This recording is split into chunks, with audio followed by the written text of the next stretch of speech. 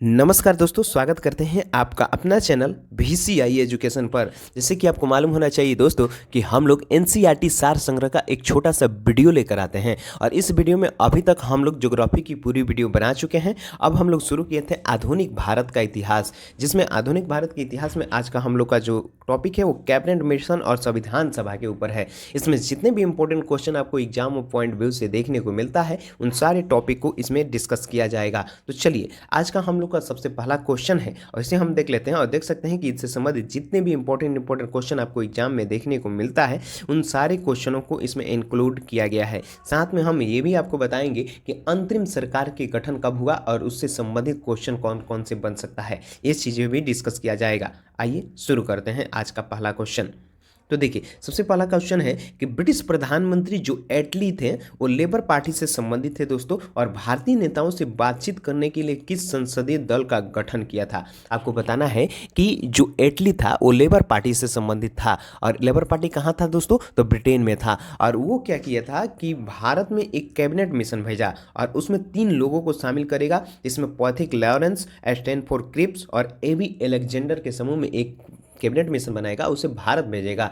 और भारत के जो बड़े बड़े नेताओं हैं उनसे ये अपनी मांग रखेगा कि हम आएंगे तो ये चीज़ भारत में लाएंगे। आपको हम आगे बताएंगे कि ये क्या क्या प्रावधान रखा था। आप इतना समझ लीजिए कि कैबिनेट मिशन भारत आएगा, भारत के लोगों से बातचीत करेगा, लेकिन लोग उसकी बातों को नहीं मानेंगे, उसे रिजेक्ट कर देंगे। तो वही चीज़ है, इसमें पूछ रहा है कि किस संसदीय दल का गठन किया था, तो कैबिनेट मिशन का गठन किया गया। और आपको ये भी मालूम होना चाहिए कि ये कैबिनेट मिशन भारत कब आता है, तो 24 मार्च 1946 को आता है दोस्तों। कब? 24 मार्च 1946 को, ये बात याद रखिएगा। आइए इससे संबंधित कुछ फैक्ट जान लेते हैं दोस्तों। आइए 1 मिनट से देखिए, सबसे पहले कि कैबिनेट मिशन की अध्यक्षता ब्रिटेन में भारत मंत्री था जिसका नाम था लॉर्ड पैथिक लॉरेंस। इसकी नेतृत्व में की गई दोस्तों, और इसमें शामिल 2 अन्य सदस्य थे जिनका नाम था स्टैनफोर्ड क्रिप्स और एवी अलेक्जेंडर।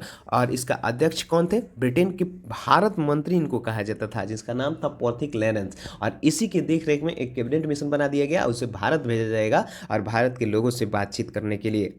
आइए अगला क्वेश्चन देख सकते हैं। अगला क्वेश्चन है कि कैबिनेट मिशन के भारत आगमन के समय कांग्रेस का अध्यक्ष कौन थे। तो आपको मालूम होना चाहिए कि मौलाना अबुल कलाम आज़ाद थे, क्योंकि आपको मालूम होना ये भी चाहिए कि कांग्रेस में उस टाइम तक कोई सेशन नहीं होता था, और यही लंबे समय तक भारतीय राष्ट्रीय कांग्रेस के अध्यक्ष बने रहेंगे, क्योंकि बीच में कोई सेशन नहीं होगा।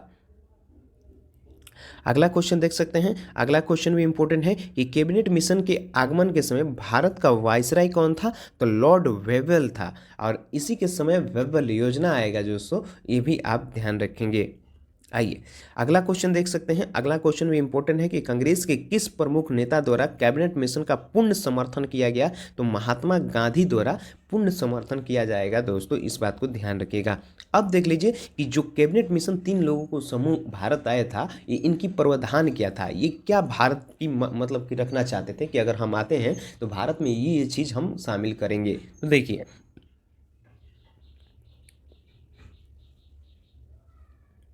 ये कहेंगे कि भारत की एकता बनाई रखी जाएगी दोस्तों, और दूसरी चीज़ ये भी रखेंगे ये लोग कि मुस्लिम लीग की पाकिस्तान की मांग अस्वीकार कर दी गई, क्योंकि आपको मालूम होना चाहिए कि 1940 में ही पाकिस्तान की मांग प्रारंभ हो गई थी, और मोहम्मद अली जिन्ना की अध्यक्षता में इसकी मांग लेकर आएगा और बोला जाएगा कि हमको मतलब एक अलग देश दीजिए, जिसे पाकिस्तान की मांग कहेंगे दोस्तों। एक पाकिस्तान की मांग शुरू हो जाएगी और भारत के लोग इससे नाराज़ हो जाएंगे, यहाँ तक कि गांधी जी इस बात को अस्वीकार कर देंगे, कहेंगे कि नहीं, अगर भारत टूट जाएगा तो भारत को जोड़ना बहुत मुश्किल होगा, अलग अलग तरह के ये अपना स्टेटमेंट निकालेंगे।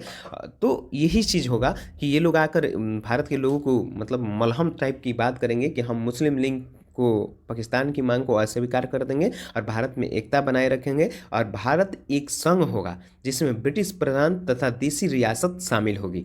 जो यही चीज़ भारत के लोगों को अच्छा नहीं लगा। आगे देखिए, और चीज़ ये लोग कहेंगे कि संविधान सभा का गठन किया जाएगा, जिसमें प्रांतीय विधानसभा होगी, देसी रियासत होगी और प्रतिनिधि भी शामिल होंगे। ये सारी चीज़ें रखेंगे ये लोग, लेकिन भारत के लोग इसे अस्वीकार कर देंगे। आइए अगला क्वेश्चन देख सकते हैं। अगला क्वेश्चन भी इंपॉर्टेंट है कि कैबिनेट मिशन योजना कैबिनेट मिशन योजना को स्वीकार करके मुस्लिम लीग द्वारा प्रत्यक्ष कार्यवाही दिवस कब मनाया गया।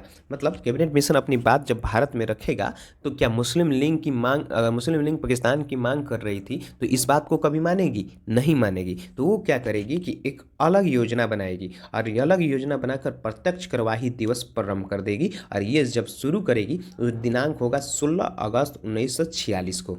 उसके बाद क्या होगा कि प्रत्यक्ष कार्यवाही दिवस के दौरान एकदम इतना बड़ा हिंसक होगा जिसमें क्या किया जाएगा, कहीं भी मार काट लोग पूरा प्रारंभ कर देंगे। कई लाख लोग मर गए थे। दोस्तों प्रत्यक्ष कार्यवाही दिवस के दौरान हिंसक घटनाओं को शांत कराने के लिए गांधी जी कहाँ गए थे, तो ये सारी चीज़ होगा। उसके बाद बहुत तरह की हिंसक प्रतिनिधित्व बढ़ जाएगी। उसके बाद गांधी जी इसको शांत कराने के लिए नोआखाली जाएंगे, जो वर्तमान में आज आप बांग्लादेश में देखते हैं दोस्तों। वहीं नोआखाली जाकर बहुत सारे लोग आपस में लड़ रहे थे और गांधी जी जाकर वहीं पर एक शब्द में वो झगड़ा को शांत करा देते हैं। वहीं पर जो वन मैन बाउंड्री फोर्स की उपाधि इनको दिया जाता है और ये उपाधि देता है माउंटबेटन, जो उस टाइम का वाइसराय हुआ करता था। आइए ये क्या कहेगा कि नोआखाली में गांधी जी को विवेक और साहस को देखकर माउंटबेटन द्वारा उन्हें उपाधि दी गई वन मैन बाउंड्री फोर्स। मतलब गांधी जी को ये बोला था कि ये वन मैन बाउंड्री फोर्स है, एक आदमी होकर पूरे झगड़ा को शांत करा दिए। यही अगला क्वेश्चन देखेंगे दोस्तों। अगला क्वेश्चन भी इंपॉर्टेंट है कि वर्ष 1922 में कांग्रेस के अधिवेशन में किसके द्वारा ये विचार प्रस्तुत किया गया कि भारतीय संविधान भारतीयों की इच्छा के अनुसार होगी, न कि अंग्रेजों की इच्छा के अनुसार। तो ये महात्मा गांधी कहेंगे कि आप लोग ये सारी चीज़ लेकर आ रहे हैं, हम इसे नहीं मानेंगे जब तक इसकी संविधान भारत के लोगों के अनुरूप नहीं बनाई जाए। आइए अगला क्वेश्चन देखेंगे दोस्तों। अगला भी इम्पोर्टेंट है कि भारतीय संविधान सभा के गठन के प्रावधान किस मिशन के अंतर्गत किया गया, तो कैबिनेट मिशन के अंतर्गत भारतीय सभा के गठन का प्रावधान किया गया। तो इस बात को ध्यान रखिएगा। आइए देखिए इसमें क्या क्या हुआ ये भी जान लीजिए कि कैबिनेट मिशन योजना के अनुसार जुलाई 1946 में संविधान सभा के चुनाव हुए और जिन प्रांतों में 296 सदस्यों के लिए चुनाव हुए, कांग्रेस के 208, मुस्लिम लीग के 73 और 15 अन्य दल और स्वतंत्र उम्मीदवार क्या हुए, निर्वाचित हुए। उसके बाद क्या होगा कि संविधान सभा का पहला सत्र आयोजित होगा और ये आयोजित होगा 9 दिसंबर 1946 को, जो आप पॉलिटी में पढ़े होंगे दोस्तों कि संविधान सभा का पहला सत्र कब आयोजित हो गया, तो 9 दिसंबर 1946 को। 9 दिसंबर 1946 को अगला क्वेश्चन है दोस्तों कि 9 दिसंबर 1946 को संविधान सभा किसे अस्थाई मतलब अस्थाई सदस्य चुना, तो डॉक्टर सच्चिदानंद सिन्हा को अस्थाई सदस्य चुना। उसके बाद क्या होगा कि 11 दिसंबर 1946 को ही 11 दिसंबर 1946 को संविधान सभा की दूसरी बैठक होगी और इसमें अस्थाई अध्यक्ष चुन लिया जाता है और इनका नाम हो जाता है राजेंद्र प्रसाद। तो आपसे पूछा जाएगा कि अस्थाई सदस्य किसे चुना गया, तो डॉक्टर सच्चिदानंद सिन्हा को, और अस्थाई सदस्य किसे चुना गया, तो डॉक्टर राजेंद्र प्रसाद को। तो इन दोनों चीज़ों को याद रखिएगा। आपको ये भी मालूम होना चाहिए दोस्तों कि संविधान सभा की बैठक कब हुई, तो 9 दिसंबर 1946 को, और इसी दिन अस्थाई सदस्य चुना गया था डॉक्टर सच्चिदानंद सिन्हा को। और उसके बाद 2 दिन बाद तो 11 दिसंबर आ जाता है, उसी दिन अस्थाई सदस्य आ जाते हैं जिनका नाम है डॉक्टर राजेंद्र प्रसाद। आपको नीचे कमेंट करके बताना है दोस्तों कि डॉक्टर राजेंद्र प्रसाद का घर कहाँ पड़ता है, नीचे कमेंट करके बताइए। अगला क्वेश्चन देख सकते हैं। अगला क्वेश्चन है दोस्तों इंपॉर्टेंट है कि वायसराय बेबल द्वारा किसे अंतरिम सरकार बनाने का निमंत्रण दिया गया, तो जवाहरलाल नेहरू को ये निमंत्रण दिया गया कि आप अंतरिम सरकार बनाइए। आइए जवाहरलाल नेहरू देख सकते हैं। अगला क्वेश्चन है कि जवाहरलाल नेहरू के नेतृत्व में अंतरिम सरकार का गठन कब किया गया, तो 2 सितंबर 1946 को अंतरिम सरकार बनाया गया। आइए अगला क्वेश्चन देख सकते हैं। अगला क्वेश्चन भी इंपॉर्टेंट है। लियाकत अली सहित मुस्लिम लीग के 5 सदस्यों को कब अंतरिम सरकार में शामिल हुए, तो 26 अक्टूबर 46 को। 26 अक्टूबर 1946 को मुस्लिम लीग के 5 सदस्य अंतरिम सरकार में शामिल हो गए। भारतीय स्वतंत्रता संघर्ष के दौरान किसने फ्री इंडियन लीजन नामक योजना बनाई, तो सुभाष चंद्र बोस ने फ्री इंडियन लीजन नामक योजना बनाएंगे दोस्तों, इस बात को ध्यान रखिएगा।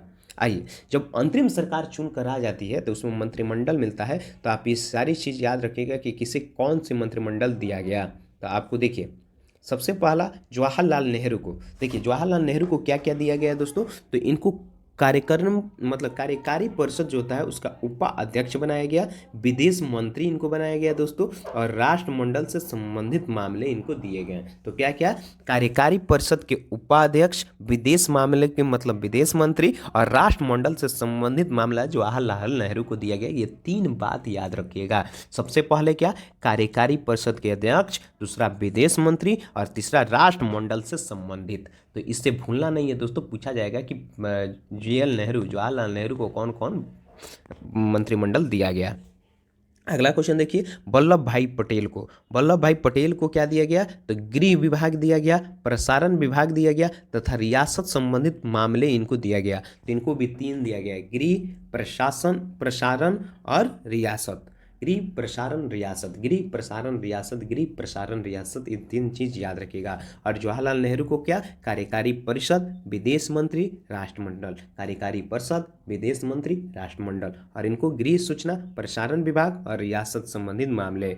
आगे देखिए, अगला क्वेश्चन देख सकते हैं, वल्लभ भाई पटेल, रक्षा विभाग इनको एक ही मंत्री दिया गया, रक्षा विभाग। तो रक्षा मंत्री किसको बनाया गया, वल्लभ भाई पटेल को। इस बात को ध्यान रखिएगा। जॉन मथाई थे, उनको दिया गया उद्योग तथा आपूर्ति विभाग, उद्योग एवं आपूर्ति विभाग जॉन मथाई को दिया गया, उद्योग और आपूर्ति विभाग जॉन मथाई को दिया गया, रक्षा विभाग वल्लभ भाई पटेल को, विदेश मंत्रालय,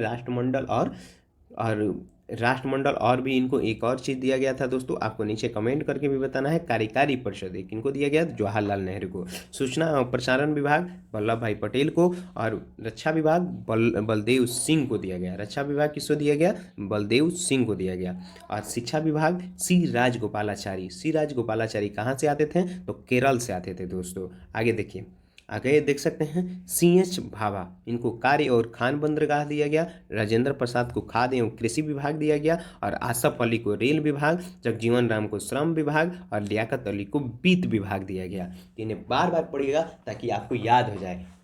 तो चलिए दोस्तों, यहीं तक रहने देते हैं, आगे हम अगले वीडियो में देखेंगे, और इसके बाद आधुनिक भारत समाप्त हो जाएगा। उसके बाद हम लोग कोई नया टॉपिक शुरू करेंगे जो आप कमेंट करके बताएंगे।